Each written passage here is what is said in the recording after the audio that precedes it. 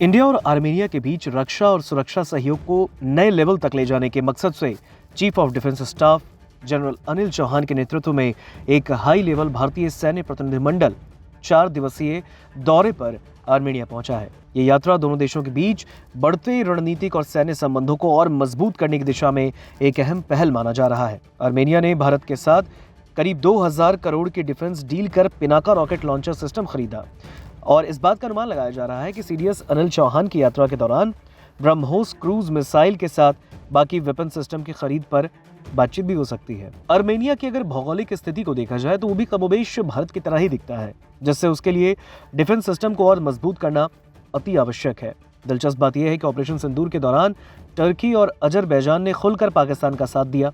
Azerbaijan तो पाकिस्तान और तुर्की से हथियार भी खरीदता है। आर्मेनिया में जब से पिनाका की तैनाती हुई, दोनों पड़ोसी देश परेशान हो गए और ऐसे में अगर भारत और आर्मेनिया के बीच ब्रह्मोस मिसाइल की खरीद को लेकर डील होती है तो ये पाकिस्तान के दोनों ही दोस्त यानी अजरबैजान और तुर्की दोनों के लिए ऑपरेशन सिंदूर से भी करारी चोट हो सकती है। एक रिपोर्ट बताती है कि भारतीय प्रतिनिधिमंडल राजधानी येरेवन पहुंचा है, जहां भारत की राजदूत नीलाक्षी साहा सिन्हा और आर्मेनिया सशस्त्र बलों के उप प्रमुख मेजर जनरल तैमूर शाहनजारयान ने उनका इस्तकबाल किया। स्वागत समारोह में दोनों देशों के बीच डिफेंस के सेक्टर में बढ़ती नजदीकियों और आपसी विश्वास की झलक देखने को मिली। एक आधिकारिक बयान में कहा गया कि ये यात्रा साझा रणनीतिक हितों को आगे बढ़ाने और दूरगामी रक्षा और सुरक्षा सहयोग को मजबूत करने की दिशा में एक इम्पोर्टेंट कदम है। इस दौरान जनरल चौहान और प्रतिनिधिमंडल के बाकी वरिष्ठ अधिकारी आर्मेनिया के टॉप सैन्य नेतृत्व से मुलाकात करेंगे और क्षेत्रीय सुरक्षा, प्रशिक्षण, सैन्य तकनीक और रक्षा उत्पादन जैसे क्षेत्रों में सहयोग की संभावनाओं पर चर्चा करने वाले हैं।